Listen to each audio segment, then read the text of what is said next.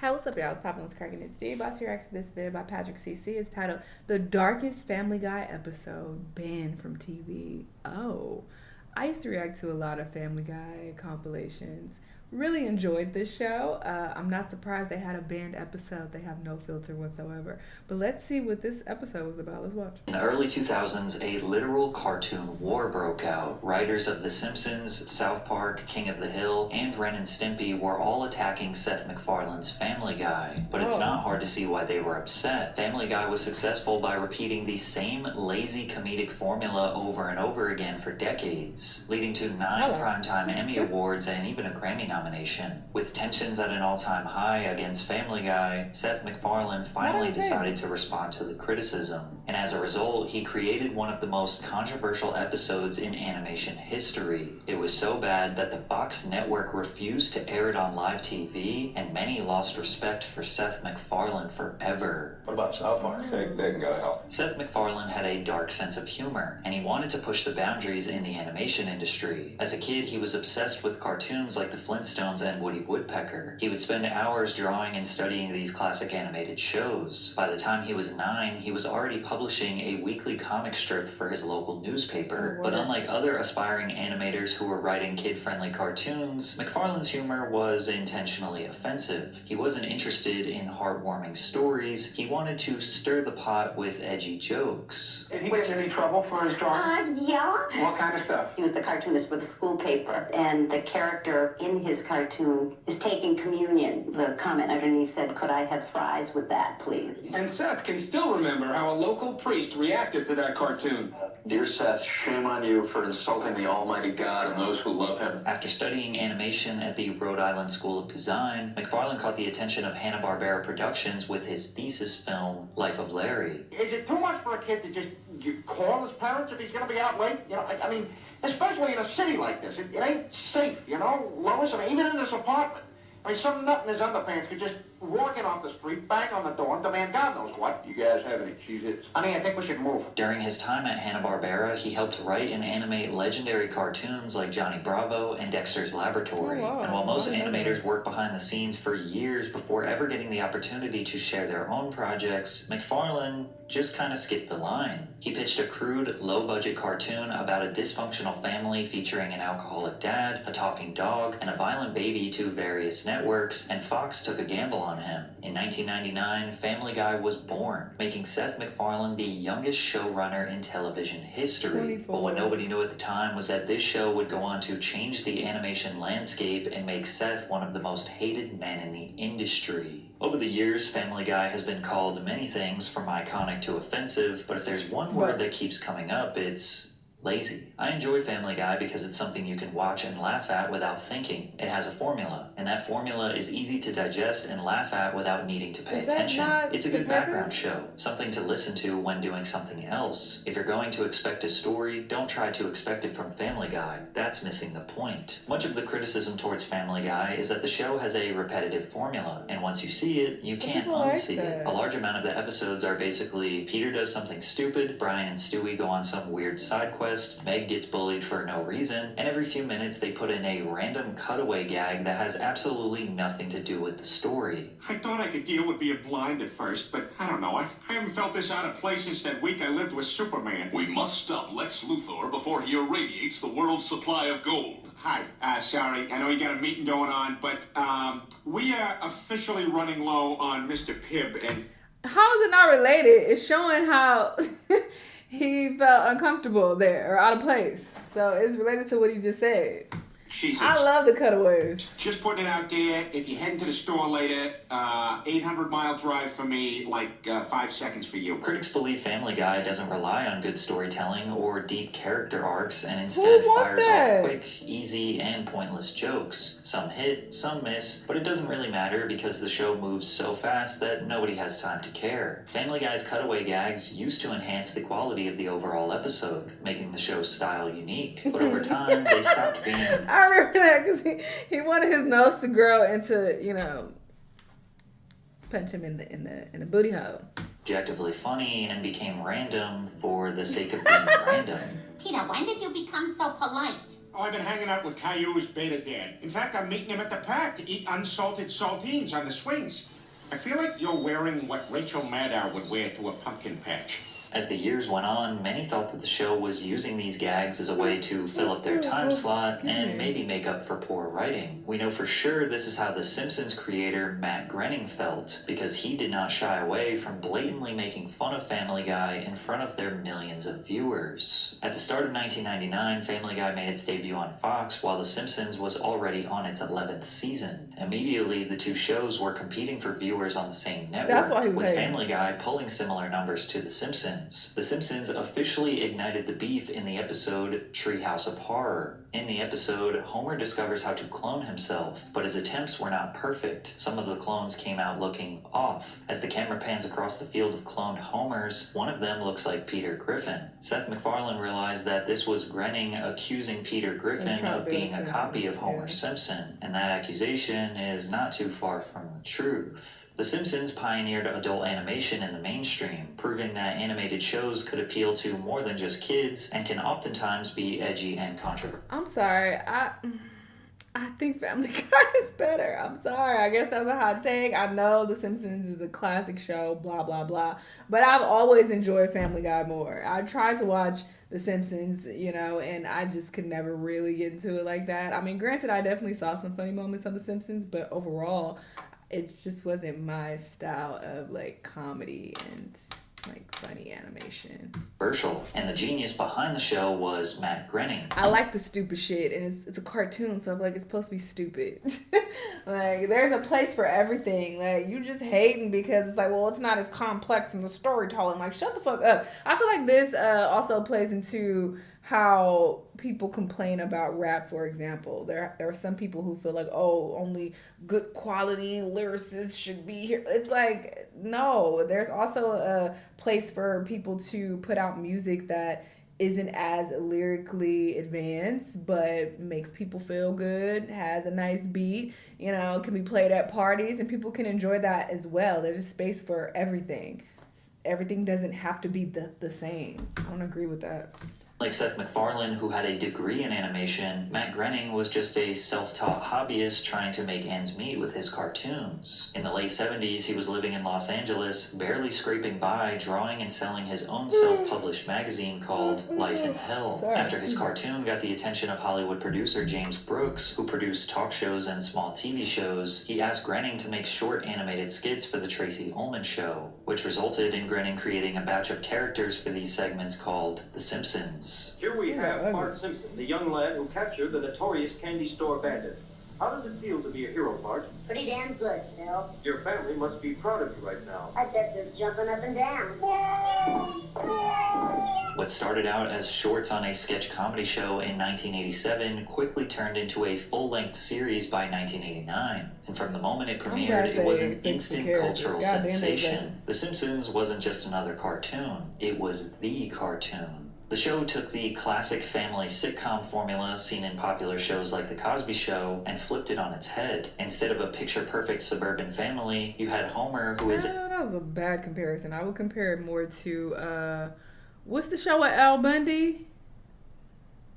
The Bundy Show? I don't think that's the name of it. A beer-drinking, insane father that often physically abuses his son. Marge is a tired mother constantly trying to hold the family together. Bart is a preteen-aged menace that lives to cause chaos. Lisa is a misunderstood genius in a messed-up family. And Maggie is a baby who doesn't talk too much but has a lot of personality. And not to mention the people of Springfield, which is filled with seemingly an endless list of side characters that fans would slowly get to know over the years, such as Ned Flanders, Krusty the Clown, Sideshow Bob, Snake. I know he was saying he's trying to do the opposite of that, but I would argue he's trying to be more in line with Married with Children. So you want to talk about niggas ripping shit off? I would argue you kind of ripped off that idea, because Al Bundy was also an alcoholic, and they were the opposite of the picture perfect family. Professor Frank, and so many others. What made The Simpsons revolutionary was how it could go from making fun of politics and pop culture to having genuine interactions that made the characters feel real. These weren't just wacky cartoon characters, they represented people that you knew in your real life. It wasn't just about gag humor, it was about telling great stories that happened to be hilarious, and it worked. By the early 90s, The Simpsons was the most watched show on television, with viewership peaking at 15 to 20 million viewers per episode. Family Guy, on the other hand, was canceled twice in its first 3 seasons, probably because many people felt it was the inferior copy of The Simpsons. However, they came back stronger than ever due to massive DVD sales and high ratings on reruns. The senior vice president of Fox Home Entertainment said, Family Guy had proved an unexpected success on DVD as well. The first boxed set of episodes has sold 1.55 million, ranking number 3 among television shows behind the first season of The Simpsons on Fox and Chappelle's Show on Comedy Central. After the show came back on air in 2005, it dominated, with the 4th season averaging 7.9 million viewers per episode, which at the time was more than twice as many viewers as South Park. And looking back on season 4, it's easy to see why it performed so well. He takes the beam. The spectators hold their breath, as Stewie Griffin is America's last hope to take home the gold. Oh, did you see that, Mitch? I sure did, Kathy. That was impressive. Season 4 is called by some peak Family Guy. It was paced well, funny, and just the right amount of offensive. The cutaways were tasteful, adding to the chaos without taking away from the story. And during Family Guy's resurgence in popularity, the Simpsons writers decided it was the perfect time to diss them once again. In season 17, episode 8 of The Simpsons, 2 Italian police officers are flipping through a book of known criminals. As they skip through the mugshots, you can see a picture of Peter Griffin with the crime of plagiarismo, which means plagiarism in Italian. The diss could not be more clear, again claiming that Family Guy is stealing the premise of The Simpsons. They also threw a bonus jab in at American Dad, which is Seth MacFarlane's other show, essentially saying, I also like this show better than The Simpsons. So yeah, it's all about the style you like, honestly. They are a copy of a copy. And while these jabs feel like The Simpsons play fighting with Family Guy, South Park came out of nowhere and dropped an absolute bomb on them. A diss that was so brutal that multiple writers in the animation industry personally thanked them for attacking MacFarlane. Matt Stone and Trey Parker were just 2 film school kids from the University of Colorado who couldn't care less about what other people thought of their humor. They both believed that comedy could be as offensive and brutally honest as possible while also having a great story. In 1992, Matt and Trey met on the set of a student project. To pass time in between takes, they would do voices for each other trying to make the other one laugh, and they instantly became best friends. Need to eating? Oh yeah. That's a cuttlefish in Hispanic. That's a cuttlefish in Hispanic. It's not distinct well. Oh no! Cuttlefish. Cuttlefish is about to come out of my... Oh, here it comes. Oh, it's going to be a rot. Hold on, Kainer. I believe in you. At the end of every semester, the film department put on a student screening, and since it was right before Christmas, they needed something Christmassy. So Matt and Trey decided to use construction paper cutouts to animate characters and make their first short together called Jesus vs. Frosty, which would lay the foundation for what we now know as South Park. After college, both Matt and Trey moved to LA, where they would meet Fox executive Brian Graydon at a screening of their indie film, Cannibal the Musical. Brian loved their style so much, he decided to help spread their work around the industry. After some back and forth negotiations with companies like Fox and MTV, Comedy Central decided to greenlight the first episode of South Park. Although it is still in the adult animation genre, South Park takes a different approach than Family Guy and The Simpsons. South Park is all about creativity and unpredictability. One week, the elementary-aged kids are dealing with normal school drama, and the next, they're fighting a war against gnomes stealing people's underwear. And yet, that's still not even the craziest situation these kids have gotten into. Do you like it? Do you like it, Scott? I call it Mr. and Mrs. Tenorman chili. Oh my God! Oh my God! I made you eat your parents. South Park instantly turned Comedy Central from a struggling cable network to a network powerhouse, pulling in between 3.1 and 5.5 million viewers per episode. By season 2, it was breaking records. On April 22nd, 1998, the episode Cartman's Mom is Still a Dirty pulled in 6.2 million viewers, making it the highest rated non-sports show in cable history at the time. To put it into perspective, 8 of the 10 most watched shows on cable that spring were South Park episodes. In just over 1 year, Trey Parker and Matt Stone took over cable TV. They also developed a seething hatred for Family Guy. When asked about how he feels about Seth MacFarlane's empire, Trey Parker said, "There's more and more stuff every day finding its way onto American television that I think is really great. But then you get this bubblegum shit that's just like by the book. What we call 9 to 5 comedy writers. They mostly have families and kids, and that's the most important thing. And then they go into work and write comedy, and when it's 5 o'clock, it's time to go. It's gag humor. And gag humor drives us crazy, where it's just like, here's a gag, here's a gag. It's got nothing to do with what's going on in the show. Just like, here's a gag." I just don't understand their irritation. Why does this bug them so much? If you don't fuck with it, then cool, don't fuck with it. Do your own thing. And you have the best show ever, top ratings. Like, why not just focus on that success? Even if they are asking you about it, you don't have to do all of this. Just be like, hey, he doing his thing, we doing ours. So anyway, everybody can eat, like, and just keep it pushing. Obviously not those exact words.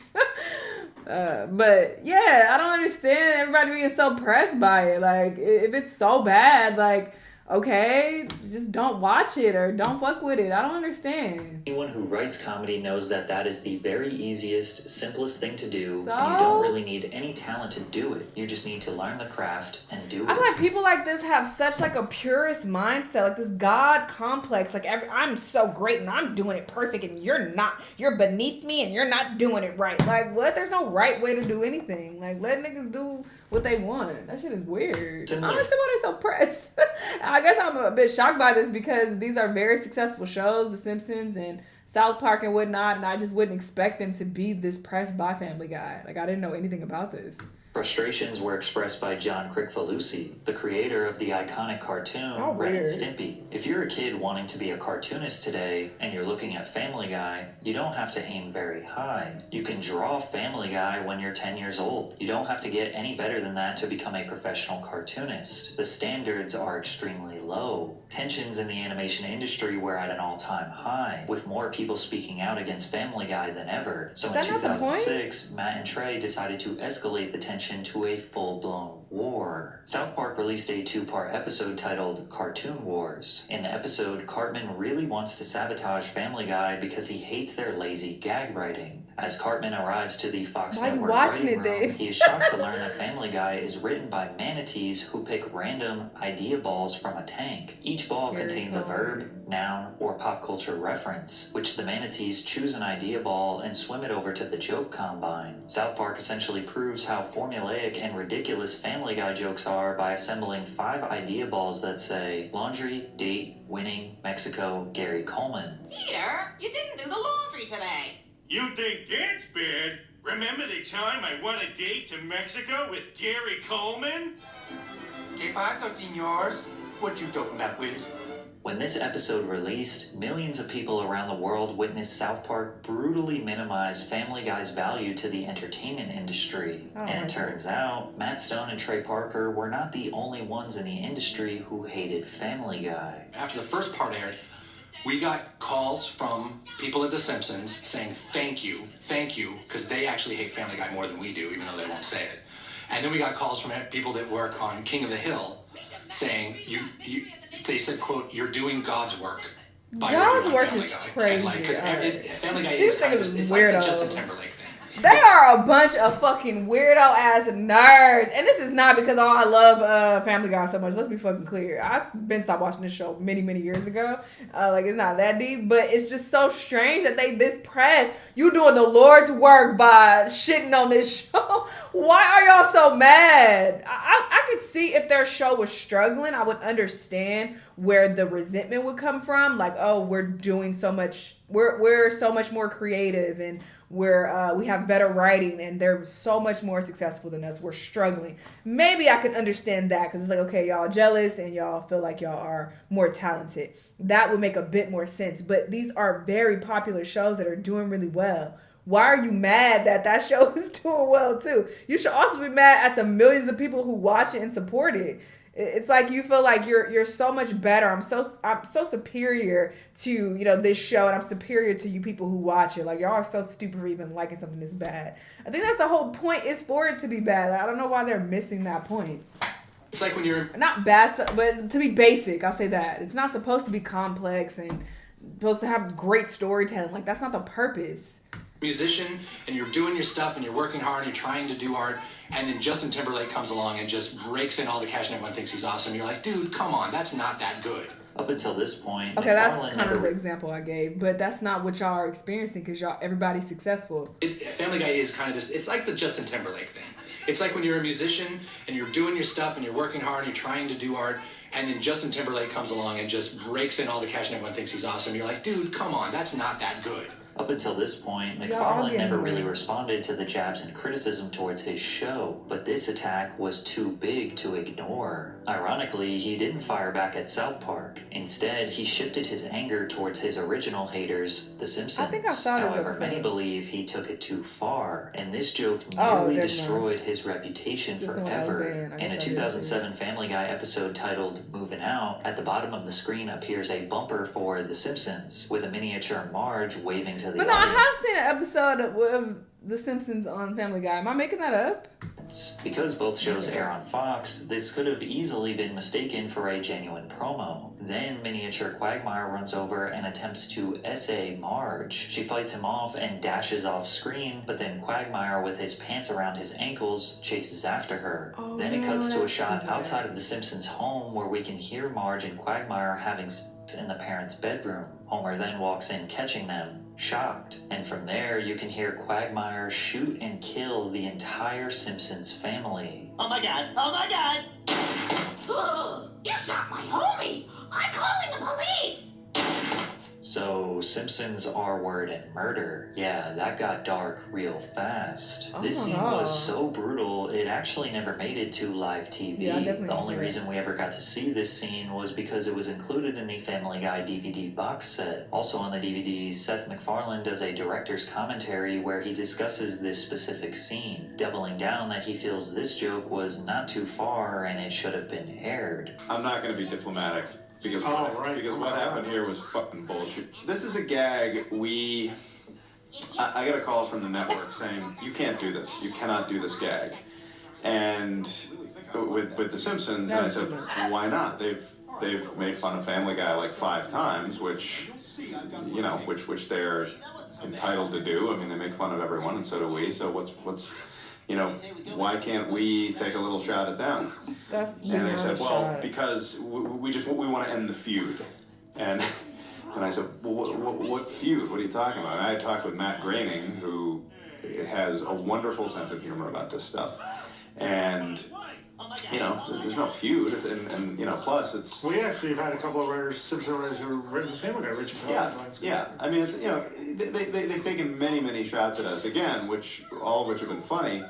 And Fox said, well, this seems a little personal. And I said, well, how could it be any more personal than a picture of Peter Griffin on a wanted poster that says plagiarist? They made fun of me. Why can't I make fun of them? Seth, you shot a baby. Likely due to the network just wanting the beef to be over, both Family Guy and The Simpsons stopped taking jabs at each other for a while. Allegedly, Matt Groening was upset with Seth for many years after this, and although Seth MacFarlane never apologized for this explosive joke, he has been very honest about his admiration for The Simpsons and Matt Groening. And the Simpsons guys don't like you either, right? That's more of a friendly rivalry. They take shots at us, we take shots at them. Matt Groening is a friend of mine. He's a great guy. That's more of like but the South Park niggas, they all weird. good fun kind of thing. He even wrote a line in a Family Guy episode essentially admitting to stealing from The Simpsons. Get up! You're on my side of the bed. Peter! We act like we didn't take a lot from The Simpsons. We took a lot from The Simpsons.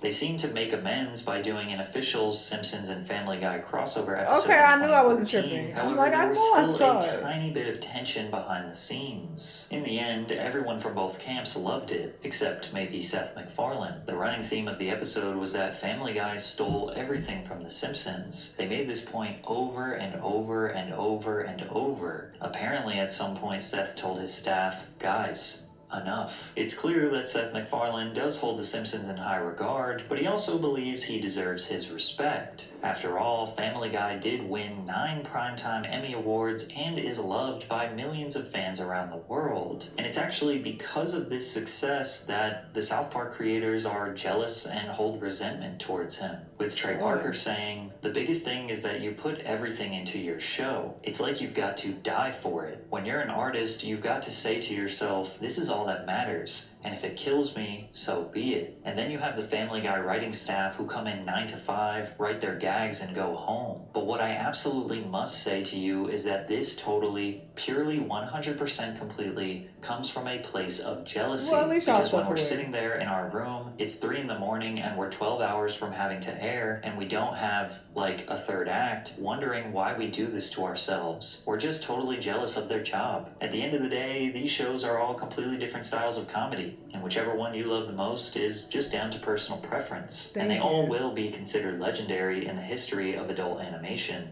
Agreed, 1000%. Wow, I didn't know there was cartoon beef. This is crazy. I didn't know this was taking place behind the scenes. I love the self-awareness stuff. At least they're being honest and being like, look, we're jealous. All right, it is what it is.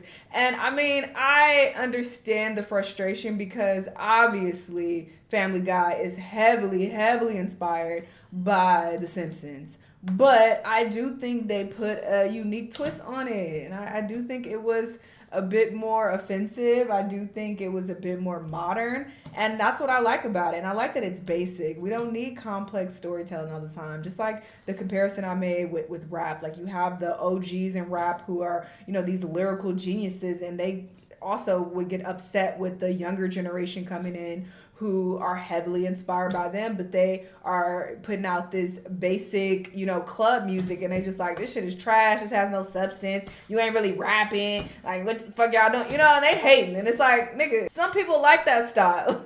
Like, it's okay if you like both styles, but like, everything doesn't have to be the same, and obviously, they're gonna be inspired by you. When you're this iconic, influential figure, like, obviously, you're gonna inspire a lot of people. There are gonna be similarities, but to get upset by what they're doing is just ridiculous. Like, let everybody eat and, you know, create their art the way they want to. Like, you don't have to be on your high horse and be like, well, my style is better, and what are you doing? This isn't real animation. You don't know what you're doing. I just feel like that's real corny, real lame. But, you know, at least they acknowledge that they were jealous, because this obviously comes from a place of jealousy. But I just don't understand being jealous when you also are very successful.